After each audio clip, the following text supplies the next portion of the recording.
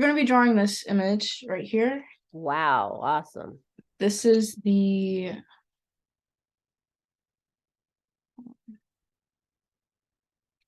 sanctuary of the Lady Gema de Dios, which is a cathedral in Puebla, Mexico, where the battle against the French army was won, which is why Cinco de Mayo is celebrated at all.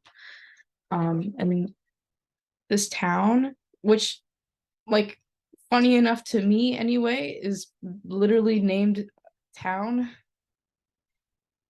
in Spanish. That's Spanish for town right there. Actually has like over 300 different churches and cathedrals and like religious shrines and things like that. So it's really like a holy place in general, but definitely within the country of Mexico. So here, look, I got a pencil. I like to use mechanical pencils because the lead is much thinner than like a regular #2 wooden pencil. If I use a wooden pencil, it's usually one that has, it's usually like my architectural pencils, which have different lead weights. So, and this is going to be a little complicated. I'm going to try my best to break this down as easy as I can. So we have like that beautiful mountain in the background with that snowy peak. We got this big orange mass of architecture here in the middle, and then in the foreground we have this like shrubbery and stuff. So that basically breaks our composition down into 3 layers. And what I like to do is start with the first layer. Like when I'm drawing, I start with the first layer and I move my way backwards. So as you can see, like this shrubbery here, it's like kind of taller on the side and kind of lower on the side, and it kind of trails behind the church a little bit over here on the left side. But I'm just going to very lightly like draw some lumpy lines. The reason why I love watercolor is because you can sort of make things as specific and detailed as you want or not, which is why I just like that, like nothing super crazy. I'm not drawing each individual fiber of grass or anything, because it's unnecessary. We don't need to do that. So we got this. Now it's time for the middle. The middle right now, we're just gonna do like a big rectangle that's taller on this side because the land here is lower, and shorter up on this side. But it's essentially like the same height.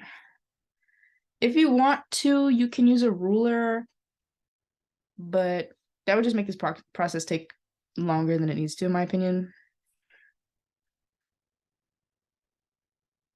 It is, I mean, like we are drawing a piece of architecture, but we're doing it for fun. We're not doing it for like precision or something. And this is kind of like, this is a really cool building, at least from this shot, because it's like it has all these different moving parts and elements that are really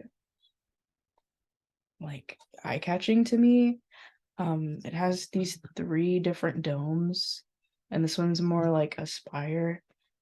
And then it's on top of this, just like all these different rectangular shapes. And there's also like a little teeny itty bitty dome here too, as well, that you may or may not be able to see. But it's just like this interesting fusion of all these different polygons and shapes. Like you can see, for example, if I can zoom in here, I don't know if I can, but this window has like a curved arch on top, and then this one right next to it has like a more polygonal one, which is pretty cool. So we're just gonna like draw another smaller rectangle for now on top of the big long rectangle, and then I drew this little one here as well. And maybe like I'm not sure. Maybe we'll do like the spire is over here.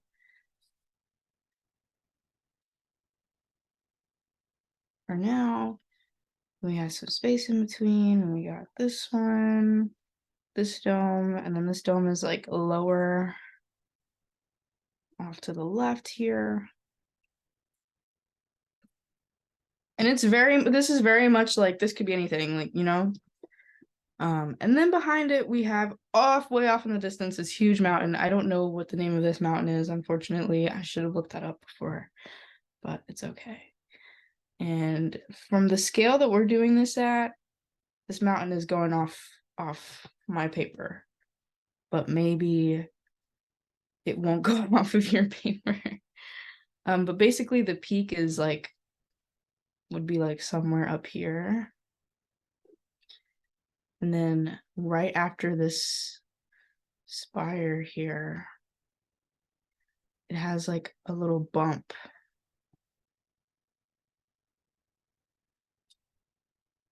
Like it just goes up and then back down, like someone took a bite out of it or something. I don't know. And so that's basically foreground, middle ground, background for now. And what we mainly want to work on with the pencil is the details of the building itself. And I'm going to start with this center part here. And we're just going to be really quick about this because we have to paint it also. So I'm just going to draw like the top of the dome right there, like that. And it has these like triangles where the windows are placed underneath. So we have, there's more triangles here than there are in the image, but it's okay.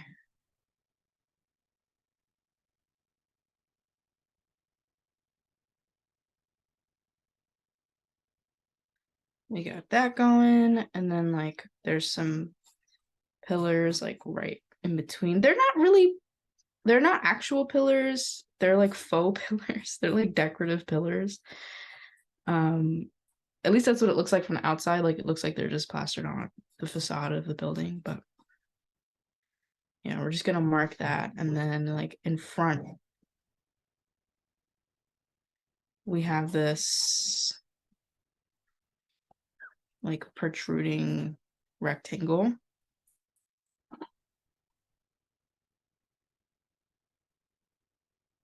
And then it's gonna go back like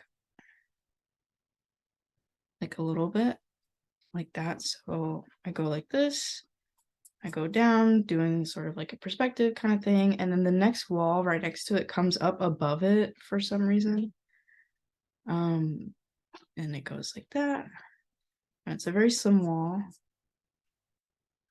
And I'm not drawing the bottom of the wall because it's cut off by this fence here, as you can see. So we'll draw the bottom when we draw the fence.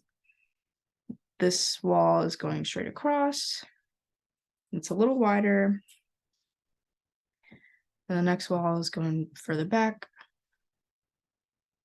like that. And then we got like a curved wall. And then it like curves and it stops like that. And that's where like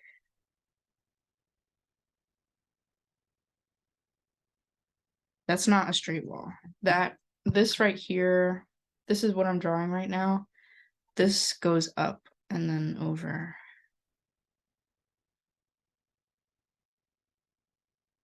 And it's hard to see because it's sort of in shadow, but that's what's going on right there.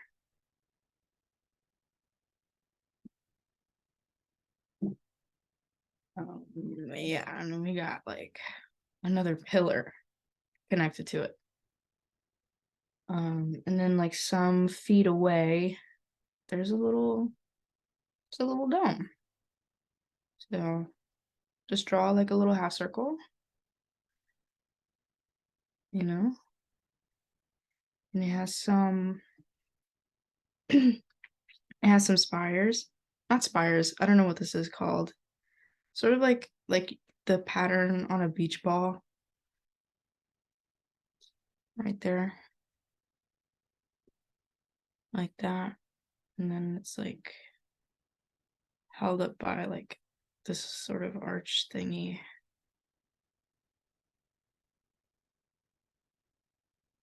That is obscured by the front of the building, or at least our view of the building. Let me actually like zoom in here so you can really see what's going on.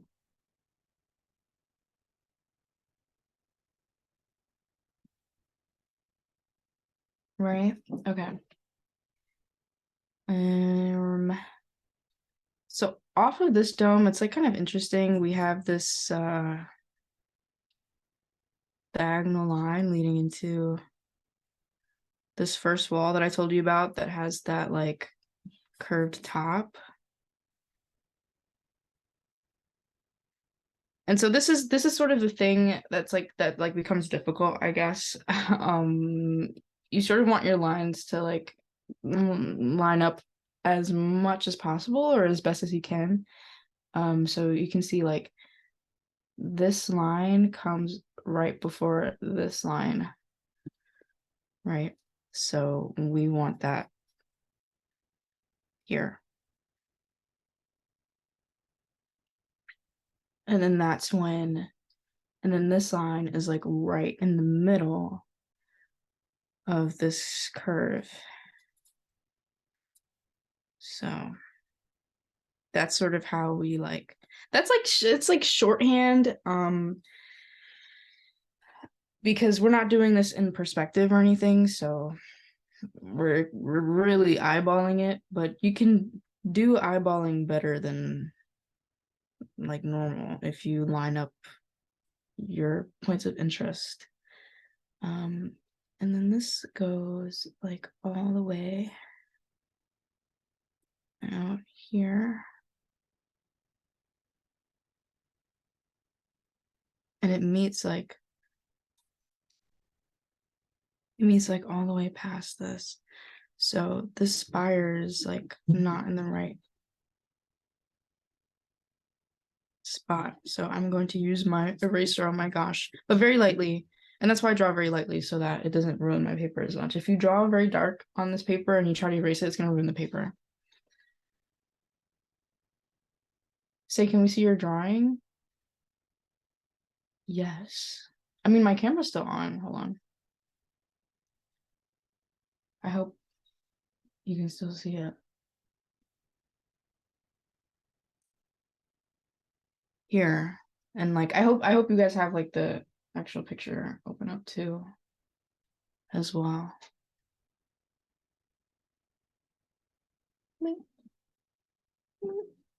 There we go. What was I doing? Okay.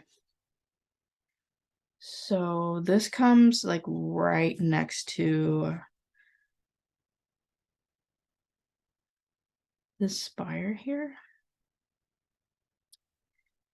And this wall ends right before this slope down. And then it's gonna go back and then up.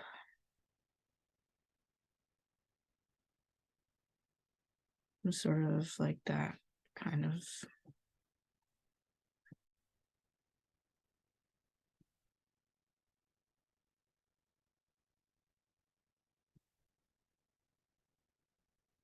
Like it's gonna be like that.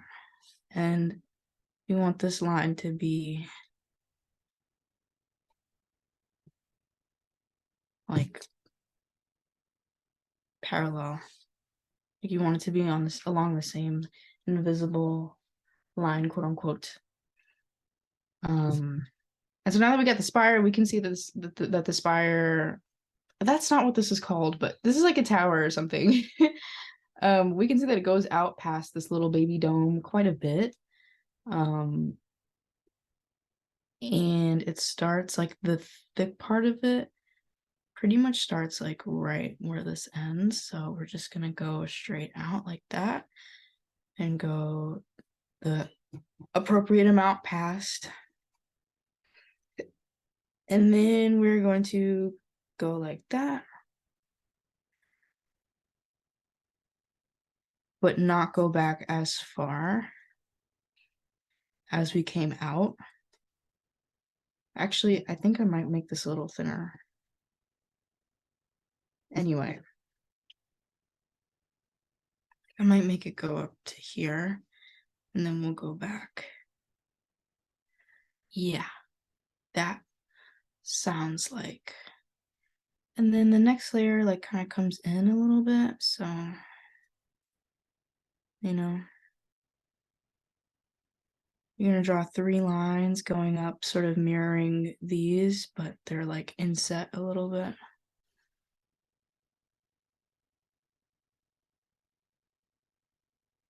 Trying to get that like straight. And then, you know, you do your dome like that.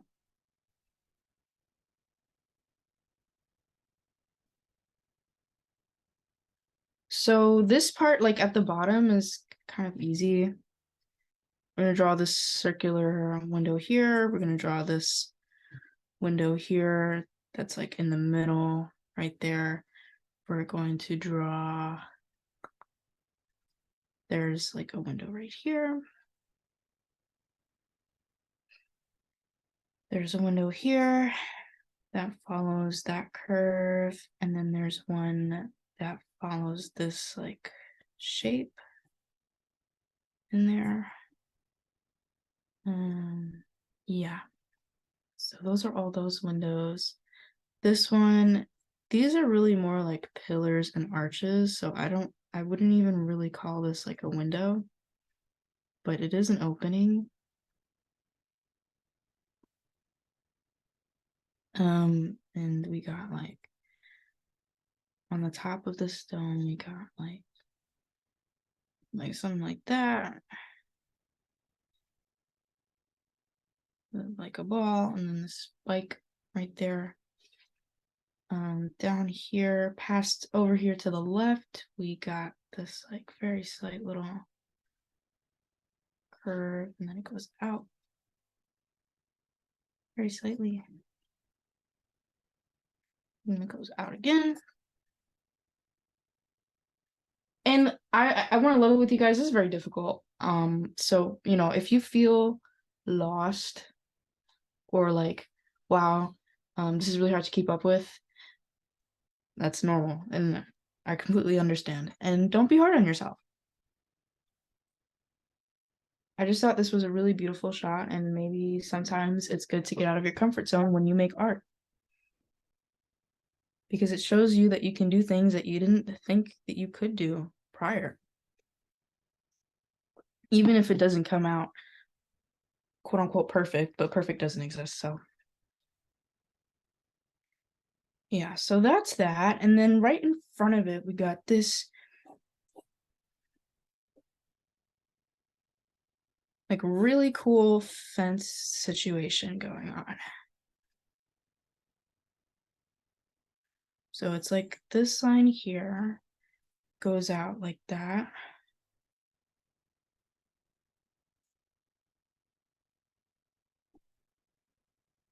I keep drawing darks so that you guys can like see it.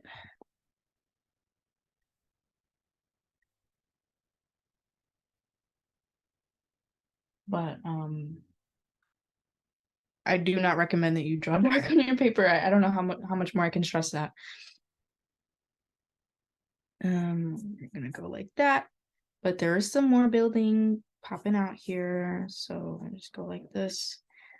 There's not really that much detail in this. It's just like a bunch of little forms and things. So, you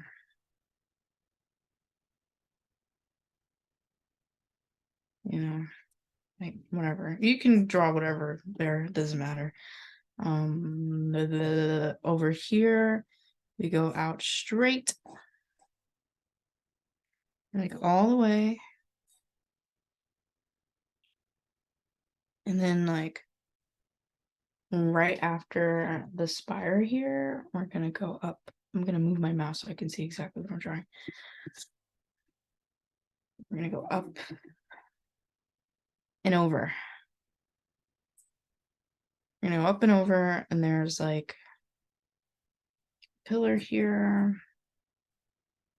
And there's another pillar here that doesn't go all the way to the top of this right there. And then the rest is like shrubbery, you know?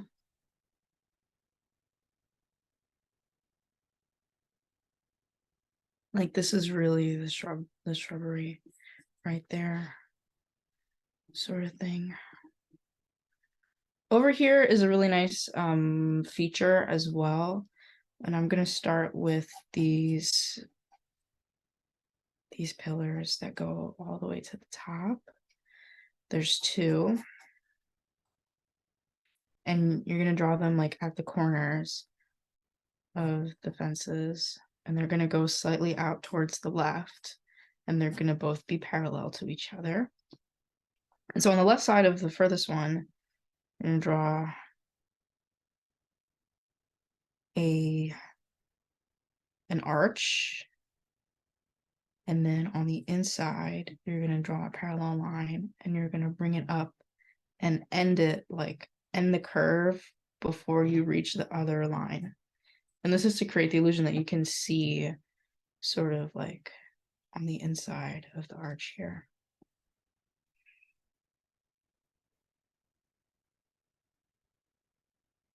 Like that. And we're gonna basically do that 3 more times. A really big one in the middle here. A really wide one. And it actually gets cut off by this pillar, so it's even wider than I initially drew.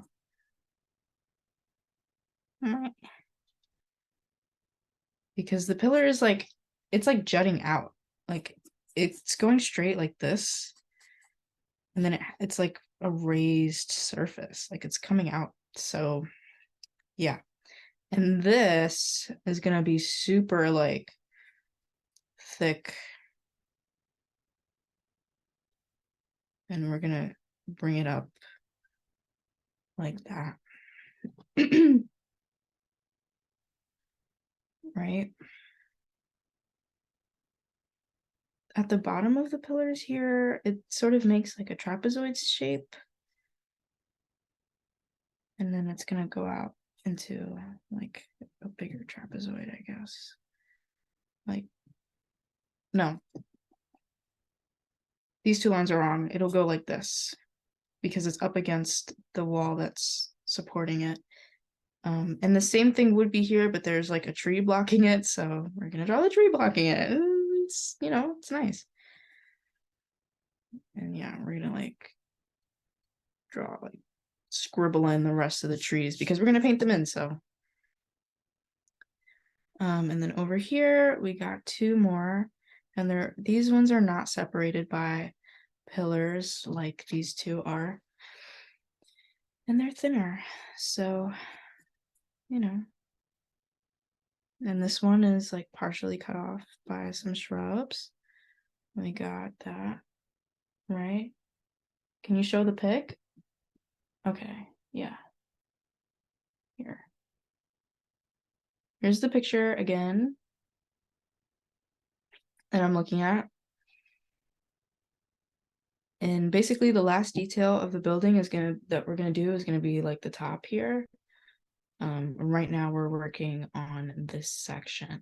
And if you scroll up in the chat, the link that I sent will be a link to this picture so you can look at it on your own. And zoom in as you please. I can't really like zoom in or out on this. I don't know. Oh, I can.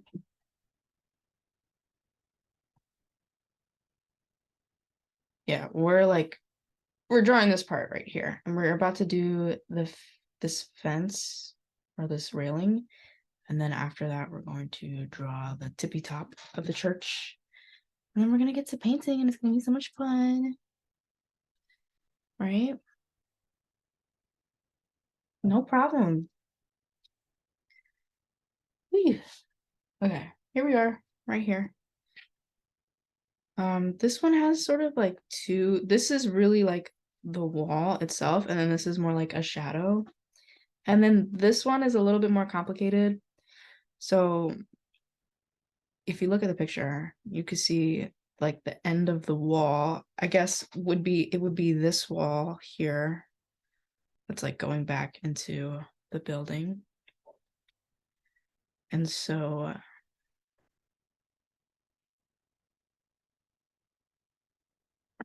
trust me, that's how the shadow looks. Like just trust me. Like you see the pillar going like at the corner of the wall, and then the shadow is up here and this one's down there. Just trust me. Just trust me. Um for the fence, it's really, really simple. We're just going to follow what we already drew.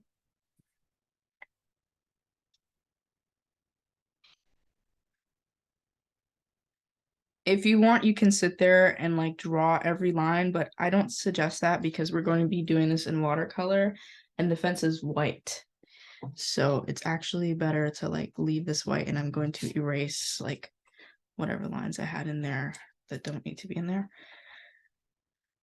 because it will be obscured by the railing. So instead of like painting white, because we're doing watercolor, so like that doesn't really make a lot of sense, we're just going to paint the shadow, which would be like orange and black, right? All right, and we can draw like the rest of the shrubbery here. Erase this random line. We got there's some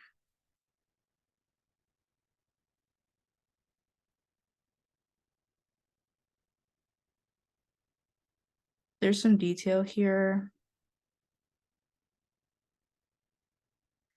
on this tower.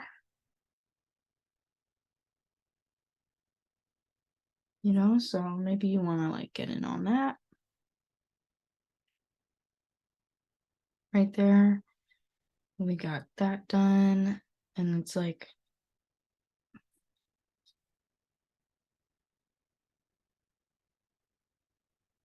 I'm gonna draw that and like some more here.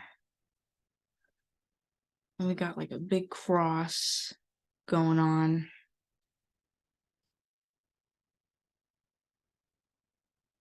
And these two pieces like sort of go, and they're like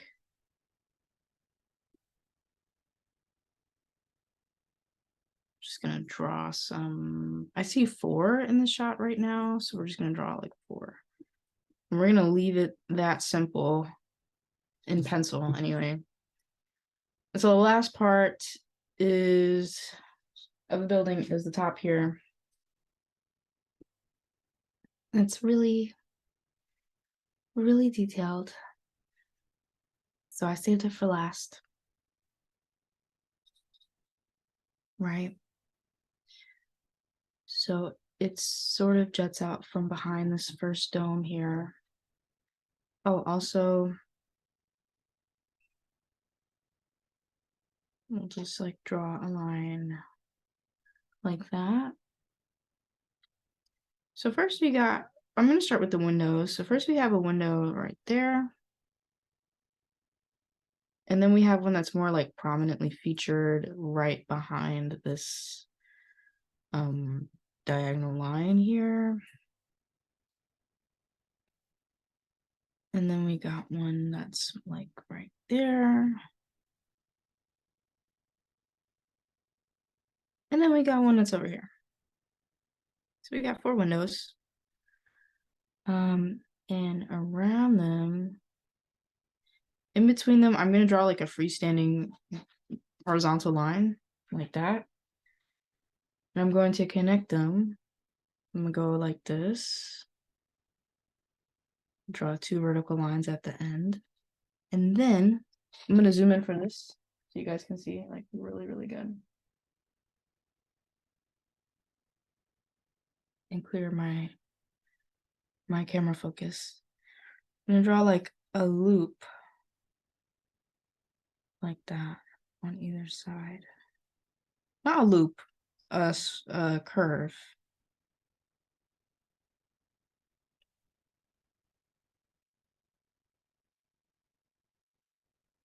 like that.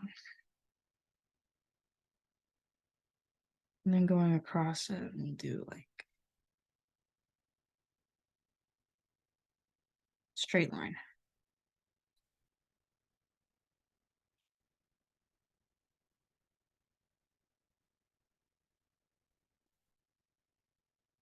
And that's really it, like with that.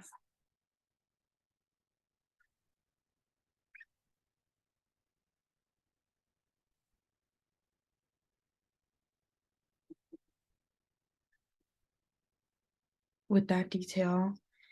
The dome itself is inset from that.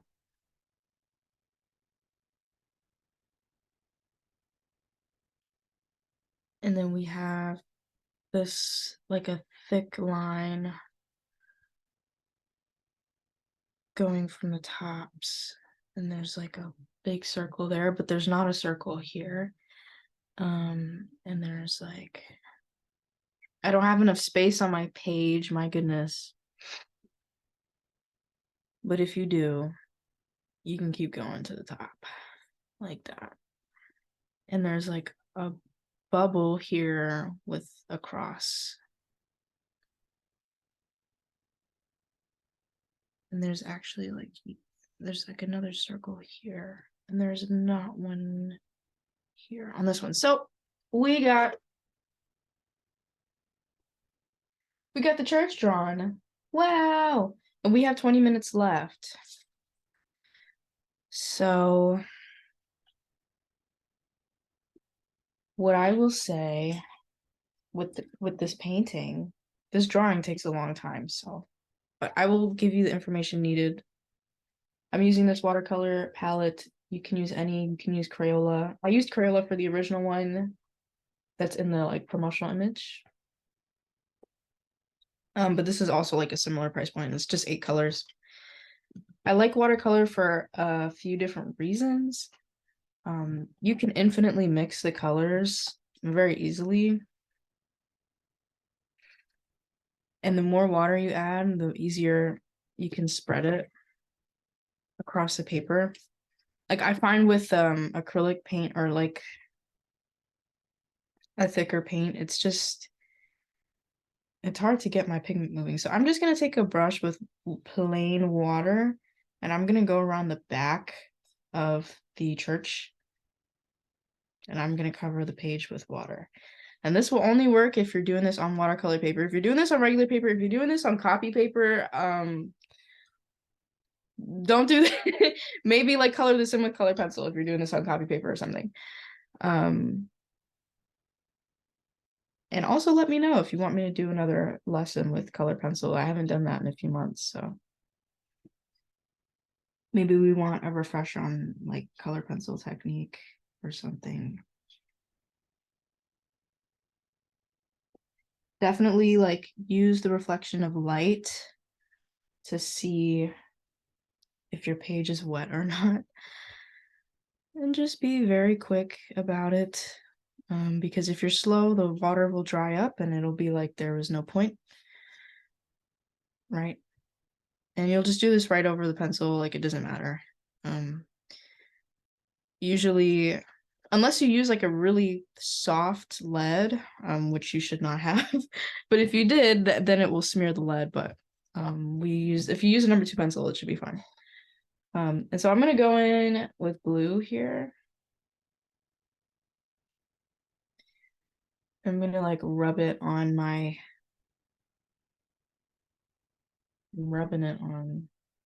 the palette a little bit. And you can even like, if you feel like it's too wet, you can just dab it on to a paper towel so that it can like soak up some of the stuff. But you can see like I just have a little bit of blue.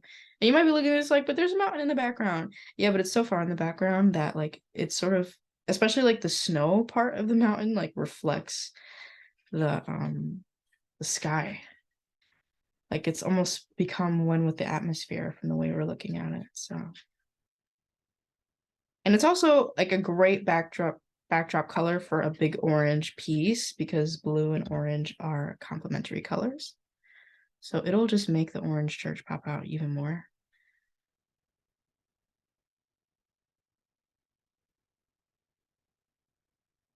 I'm gonna do that on this side as well. And if you feel like again, if you feel like you have trouble spreading the pigment around the paper, just add more water. But the more water you add, the more transparent the pigment becomes as well. Keep that in mind. The less water you have, the more opaque and solid the color is, but the less it will spread around. So you really want to use that, reserve that for like details and stuff. Like if you're painting over this spire, for example, you want like almost no water, just enough to get the paint like usable, and just with like a really thin brush, just go like. But I don't recommend you do that for that. I recommend that you do that like as one of the last steps. And we're gonna go in with an orange wash over the whole church, except for the white parts.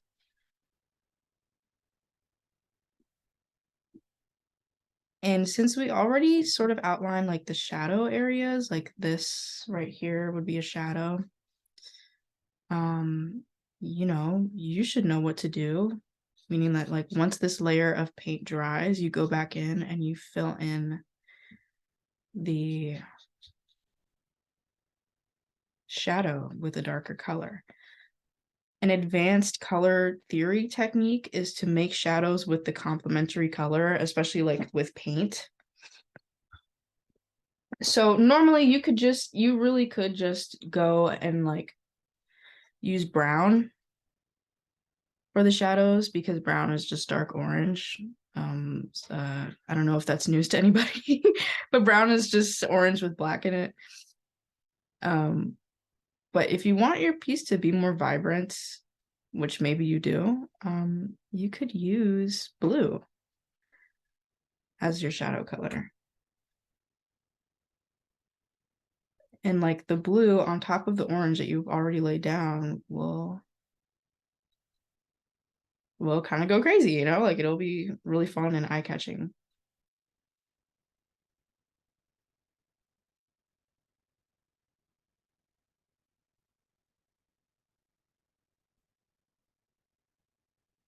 I am going to, this is a lot of orange to color in. I'm just going to like go around all the white areas. Like that's what you should do.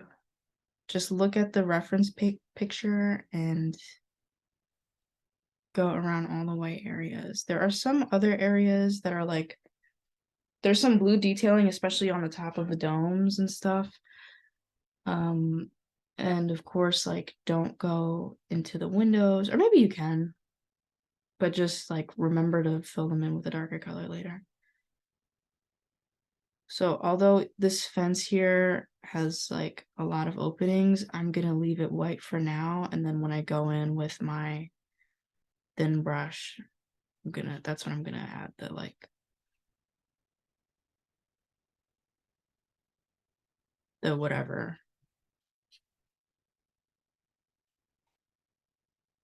The shadows, the space in between. Boop, boop, boop, boop.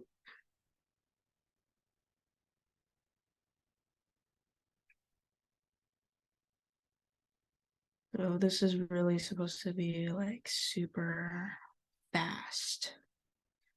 And when painting, so remember how when we were drawing this, we went from front to middle to back.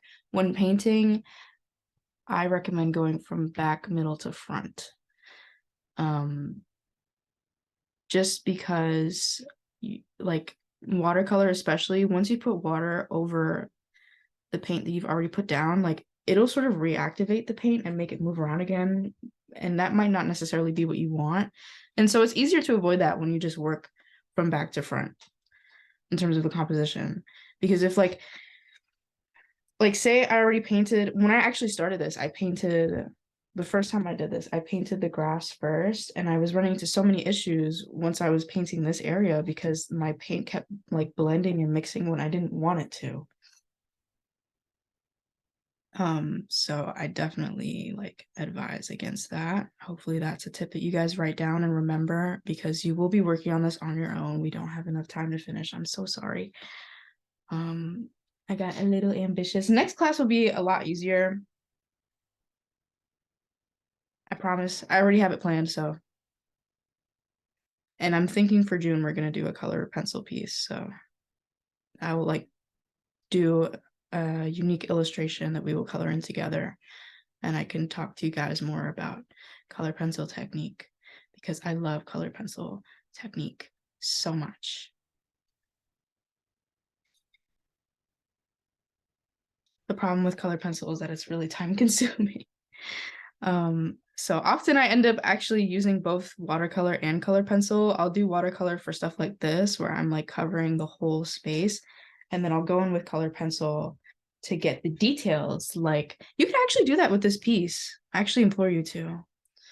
For like the details and things because you can sharpen your pencil to be really thin and precise. And if you are using a particularly good and fancy colored pencil brand too, you'll get some really like cool, vibrant results.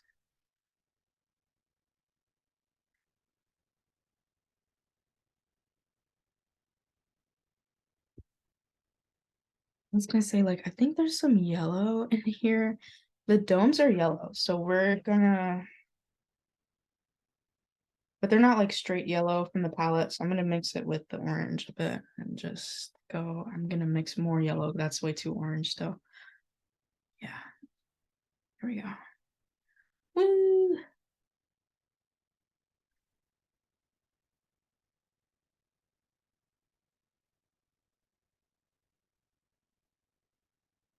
The regular straight out the palette orange is too bright and like some would say green even. And that's not right.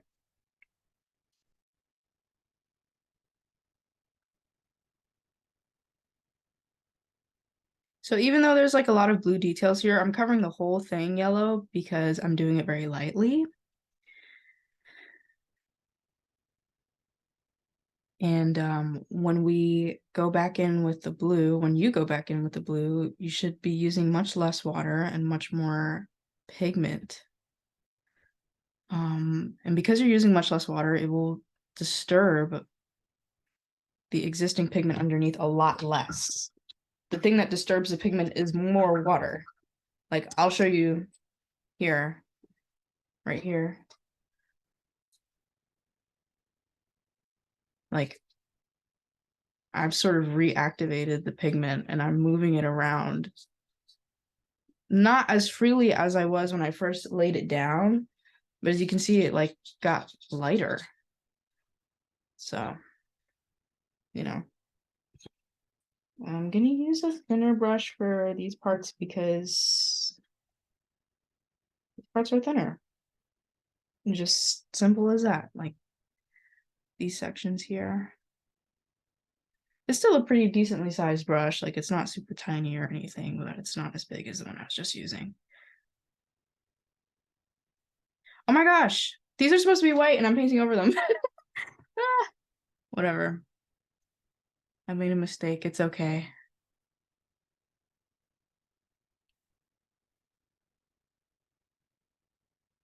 If you make a mistake like that, just roll with it. I actually don't even know how you would like fix that. Like the only thing I could think of is like if you take a paper towel ripping and you dip it in some water, sort of like soak it back up while it's still wet.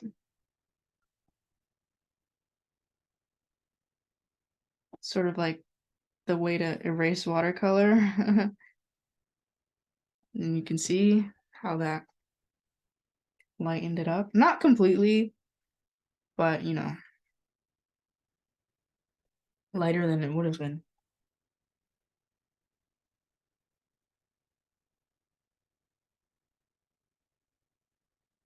And then this here, we got some.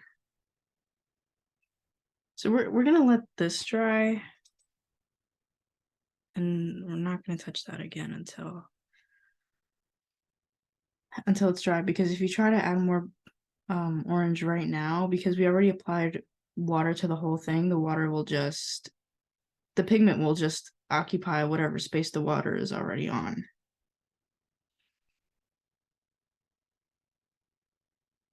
And I'm doing this area lighter because there's some like not flat out white areas like before, but there's like white details and stuff that maybe you want to leave implied. So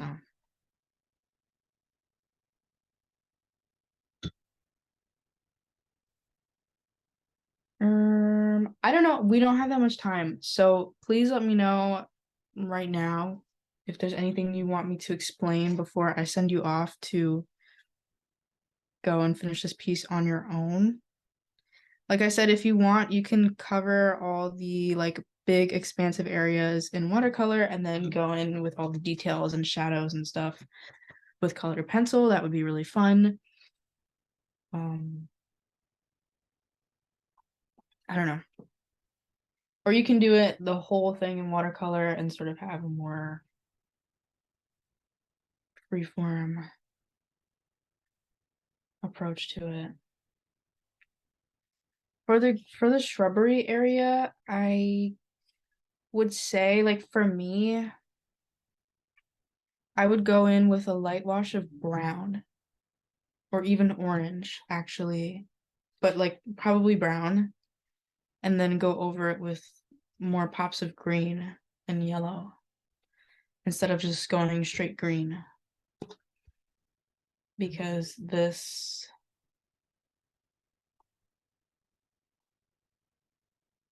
you know, this is not really like bright green. It's like yellow and orange. You can see like the soil and stuff through the grass as well. So that would be my recommendation for sure. And I forgot to do this dome.